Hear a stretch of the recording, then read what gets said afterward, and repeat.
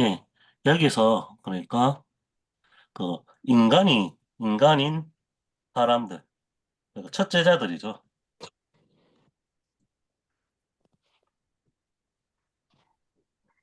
가진 한계, 결국 세례 요한의 증거를 듣고 처음으로 온 사람들이 뭔가 그러니까 예수님에 대한 추구. 그런데 그 추구는 정말 예수님이 잘 알지 못하는 랍비 정도로 알고 있는.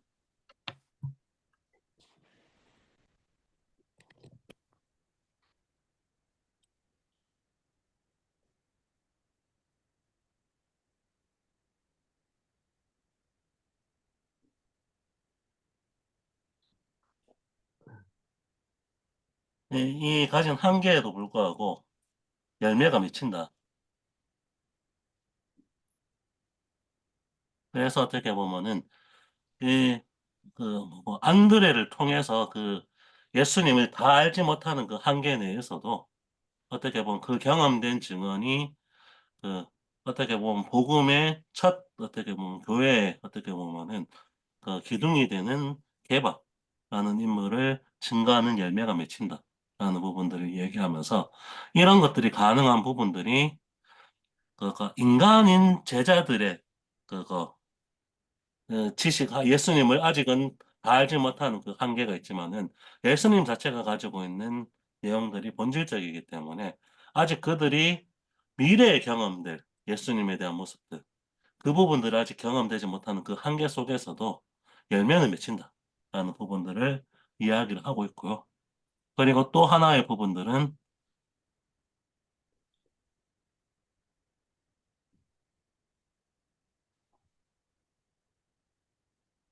그 빌립과 나다나엘의 이야기를 통해서 빌립을 주도적으로 찾는 모습도 이것을 통해서 사실은 안드레와 또 다른 제자 아마 그 요한을 암시하고 있다라고 보고는 있는데 이 뉴비기는 어, 그 사람들은 그 세례 요한의 말을 막 듣고 자기가 주도적으로 찾아왔죠. 그런데 빌립은 예수님 먼저 초청을 하셨는데 그 모든 것들도 사실은 어, 그들이 한계 내에서 나가는 모습들, 이런 모습들이 있기 때문에 하나님으로부터 가능한, 그러니까 모습은 다르지만 하나님으로부터 온 것이 제자들이나 선물이라는 점에서 동일하다는 부분들을 얘기하면서 그, 언급을 하고 있고요. 그리고 나다나엘의 모습을 통해서 복음의 생경함 때문에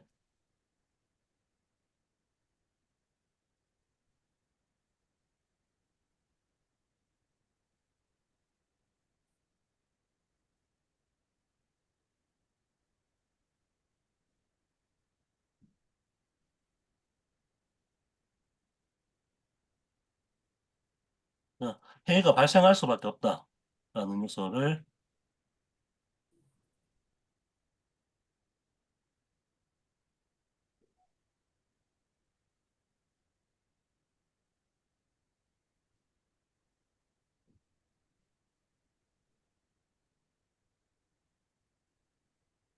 음, 이 나다나엘을 이말 어떻게 나사렛이라는 그 거짓된 동네 특히 어떻게 뭐 아마 그 배경이 있어서 그런 얘기를 하고 있는 것 같은데 거짓 메시아가 가장 많은 동네라고 얘기되는 그 나사렛이라는 동네에서 어떻게 선한 것이 나올 수 있느냐 하는 기존 지식에 대한 그 충격이 있을 수밖에 없다. 그런데 그 생경함 속에서도 어떻게 보면은 그 회의감을 잠시 접고 어떻게 보면 복음을 추구하는 그 마음으로 나아갈 때 변화가 있을 수가 있다. 라는 것을 통해서 나다나엘이 이런 회의 속에서도 빌립의 초대에 응했을 때 변화가 일어났다는 얘기를 하고 있고 그리고 예수님은 나다나엘의 모습에서 회의하는 모습을 본 것이 아니라 어떻게 보면은 무화과 나무 아래 있는 모습을 통해서 그가 어찌됐건 하나님 나라를 추구하고 있는 모습들이 있다라는 그 본질을 보시고 변화가 일어났다는 얘기를 어, 나다나엘의 이 증거에서 또 찾고내고 그리고 이 일들이 그러니까 인간의 한계 내에서도 복음이 전파되는 미래가 올 것이라는 것들이 제일 마지막에 나오는 그 어떻게 보면 의도적으로 예수님이 그런 것들 사용하고 있다라는 부분들이 나오고 있는데 야곱이 경험했던 그 베델의 모습들 이게 겉모습은 야곱이지만 진실한 모습은 이스라엘이 있을 때 이 나라가 회복된다라는 이 얘기를 통해서 참된 이스라엘인인 나다나엘이 장차 맞이하게 될 것이 야곱이 경험한 베델의 경험을 나중에 하게 될 것이다. 이 얘기를 통해서 복음이 결국에는 인간이 가지고 있는 한계와 경험의 한계 내에서도 예수님을 볼 때 장차 오게 될 깊이 있는 체험이 가능하다라는 요소들을 좀 말하고 있습니다. 그래서 여기에 대해서는 주로 인간이 그 참된 본질이신 예수님 바라보고 있는 그 지식의 한계 내에서도 제자가 발생하고 열매가 맺는 사건들이 복음의 그 큼에서 나온다는 부분들을 전체적으로 조명하고 있는 것 같습니다.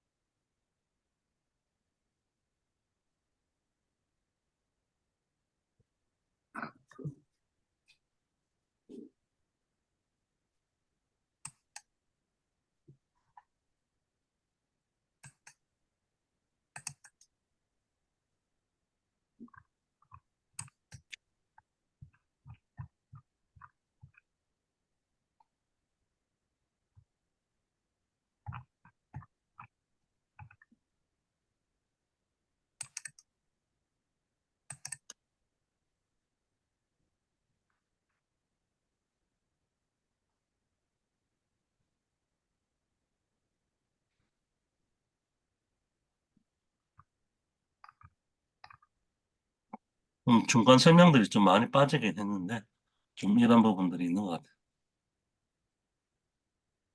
좀 독특하게 이거는 배경이 좀 필요한 얘기인데 나다나엘의 나사렛에서 무슨 선한 것이 나올 수 있느냐.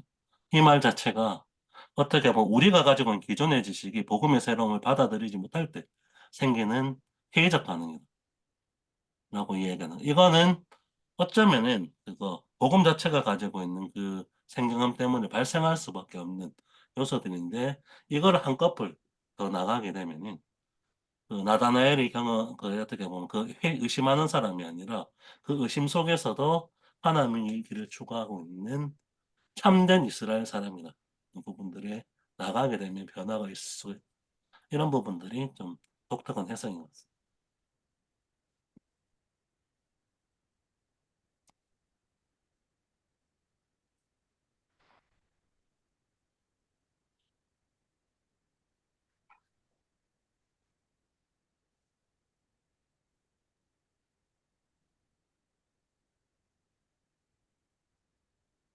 뭐 추가적으로 궁금하거나 아니면 같이 이야기를 좀 나누거나 이런 부분들이 좀 있으면 이야기를 나누면 좋을 것 같습니다.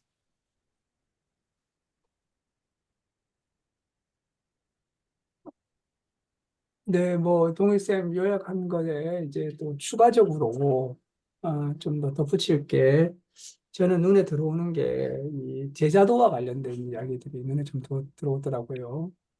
그래서 예수를 쫓는 것 이야기하면서 나를 따르라. 그래서 이제 요한복음 전체가 예수님을 따르는 게 뭔가라는 걸 설명해주는 이 초점이 있다는 거죠. 그래서 예수님을 따르는 것의 의미를 강해한 책이다. 전체 요한복음사가. 우리가 예수님을 어떻게 따라야 됩니까? 예수님을 따른다는 것은 무엇입니까? 이렇게 할 때, 이것을 가장 잘 설명해 주는 책으로 요한복음을 이야기하고 있다는 점이 좀 특별했고요.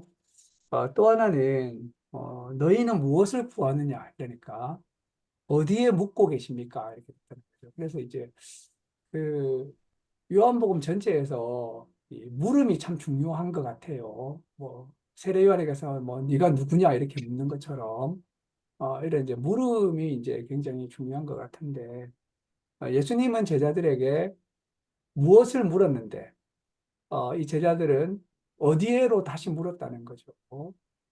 너희들이 뭐 원하니? 이렇게 하니까, 어디에 묵고 계십니까? 이렇게 물었는데, 이 이제 어디에 묵고 계시냐는 말을 더 심층적으로 이야기를 하는 거죠. 그게 뭐냐면, 인간이 다 장소를 추구한다는 겁니다. 어디에라는 이제 장소를 추구한다는 거죠. 이게 굉장히 심오한 어떤 이제 묵상인 것 같아요. 사람들은 항상 이제 뭐 어떤 장소를 추구하는 거죠. 내가 행복할 수 있는 장소, 내가 뭔가를 실현할 수 있는 장소, 어떤 장소가 있다는 거죠. 그래서 이제 그 장소, 모든 인간이 뭘 구하느냐고 물었는데 장소를 물어봤다는 거죠. 그 장소는 도대체 어디냐? 가장 궁극적인 장소. 이 장소 중에 가장 깊고 궁극적인 장소는 바로 예수님이 아버지 안에 거하고 제자들이 그분 안에 거하는 그 장소. 요한복음 14장에 나올 장소라는 것을 여기서 이제 이야기하고 있다는 것입니다.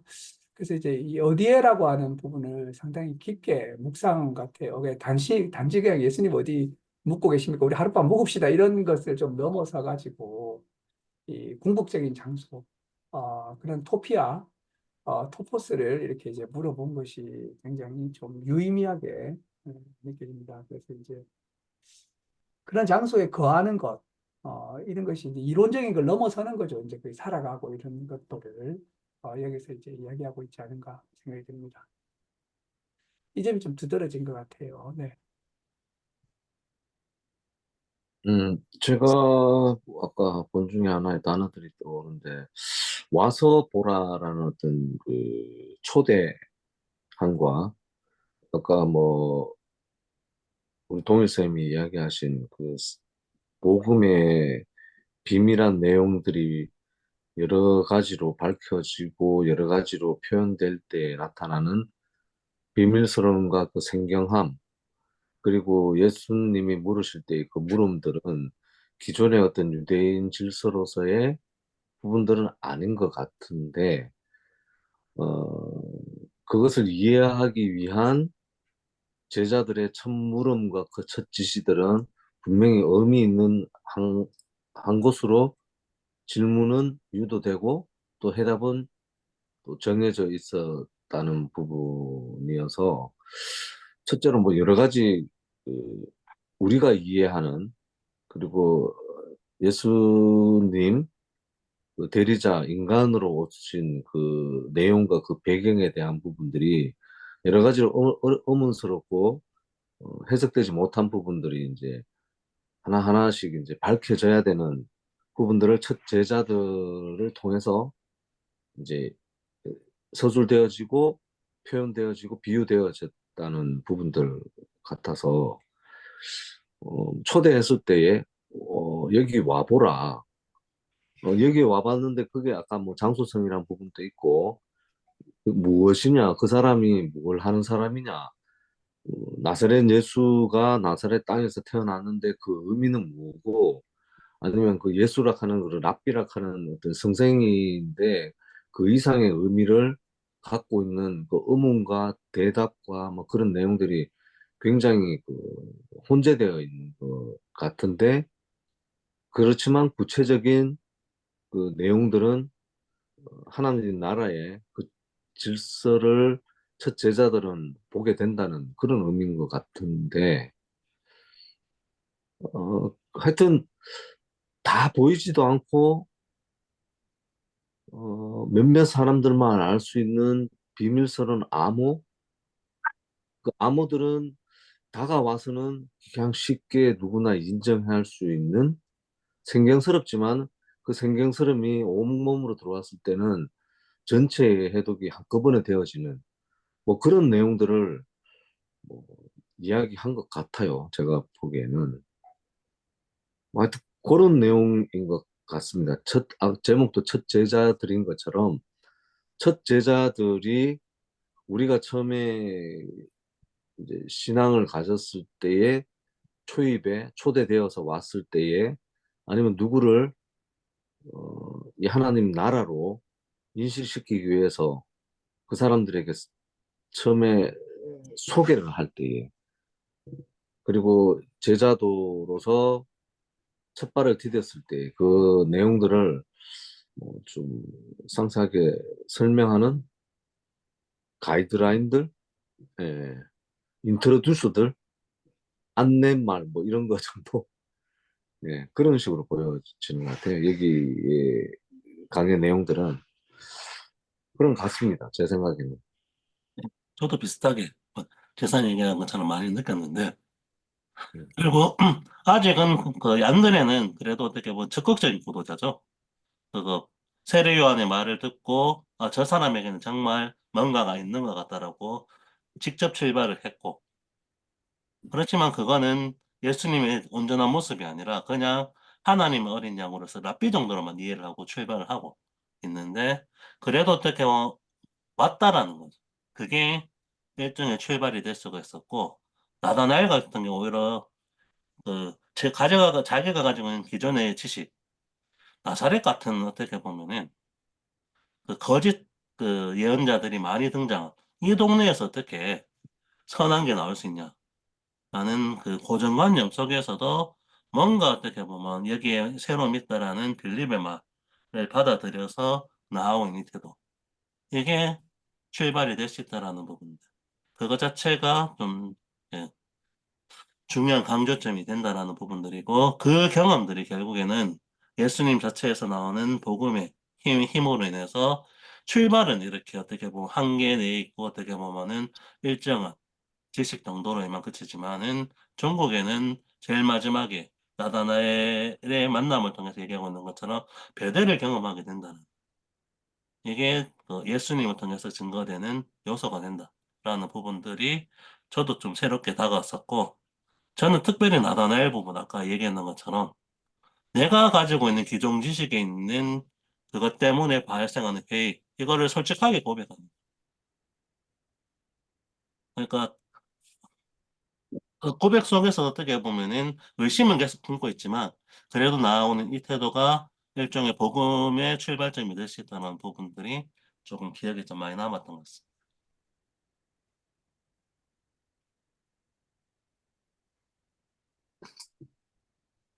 한쌤은 좀 어떻게 보셨습니까? 저는 그 최고의 호칭이라고 예수님이라고 하는 거, 그러니까 그 앞에 어떤 설명에 보면 자신의 각 양의 이름을 실제에 상응하는 뭐 새로운 이름으로 부른다라는 얘기를 하면서 뭐 유대 신앙이 부여할 수 있는 최고의 호칭으로 예수님을 부르게 한다라는 그 부분이 있었거든요. 그리고 그 뒤에도 쭉 이어보다 보면 이게 호칭이 의미하는 게 큰 거는 아닌 것 같은데, 너희는 나를 누구라 하느냐라는 질문으로 은근히 뭐 도전하는 호칭이다. 이런 문구도 좀 있거든요. 그러니까 이게 어떤 예수님이라는 이 호칭에 대한 의미를 설명하고자 하는 것으로 저는 보이기는 했는데, 어, 그거를 떠나서 누군가를 부를 때에 그 사람을 대변하거나 또는 확실하게 보여줄 수 있는 어떤 호칭이 중요하다라는 이런 의미도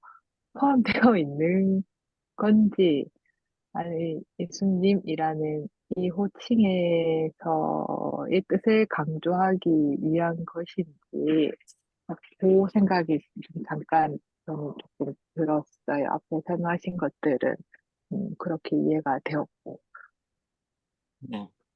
이 호칭이 되게 중요한, 음, 왜 호칭으로 이런 진리를 대변하려고 했던 걸까요? 그 시대적인 상황인 건가?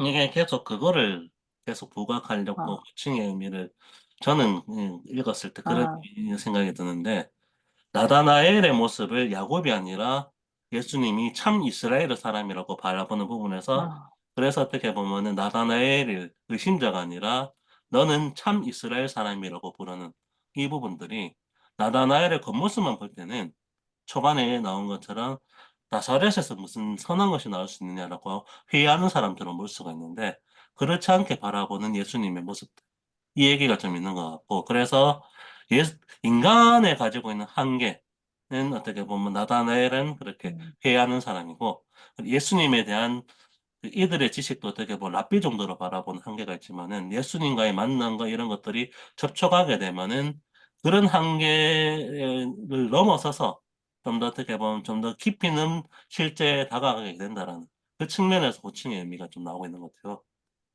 음. 네, 그래, 이제 그 부분도 있고요.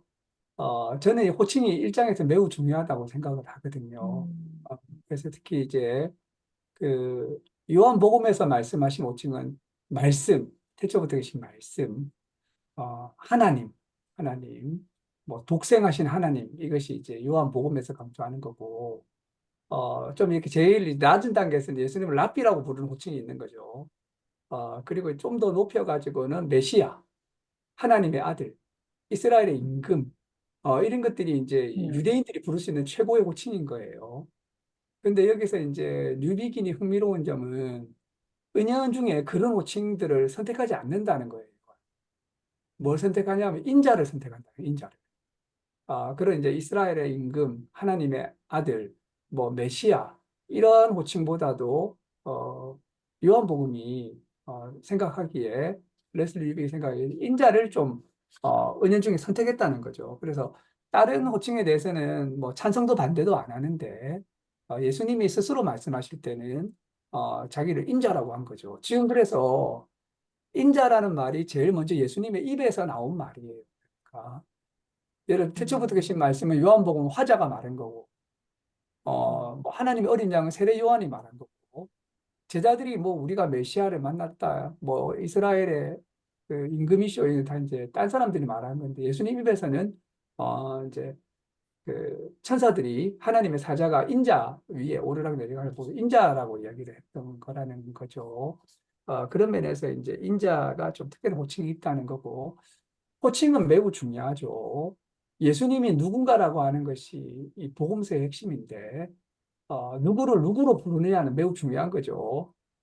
그래서 이제 이 호칭에는 그분의 이제 신원, 아이덴티티에 대한 것이 있는 거죠. 누가 저를 김재현 선생님으로 부르거나 김재현 목사님으로 부르거나 이럴 때, 그 이제 그 뭐 선생님이 뭐 김재현 씨 호칭 이런 거에는 어떤 그냥 이제 호칭이 있는 것이 아니고 그의 어떤 이제 신원이 들어가 있는 겁니다. 그러니까 그와 인격적인 어떤 관계가 맺어지는 거죠. 우리가 어떤 이제 학교 선생님을 선생님이라고 부르고 뭐 교수님을 교수님이라고 부르면서 학생과 교수의 관계가 되듯이 그래서 이 호칭이라고 하는 것은 매우 깊은 의미가 있다고 아까 한 선생님 말씀하신 것처럼 진짜 예수님을 누구라 부르느냐가 이제 사실은 요한복음에서 제일 중요한 문제, 세상에서 제일 중요한 문제. 예수님을 누구라고 부르는가가 진짜 진심으로 그래 부른다면 그런 의미에서 이제 인격에 있어서는 호칭은 매우 중요하다는 거죠.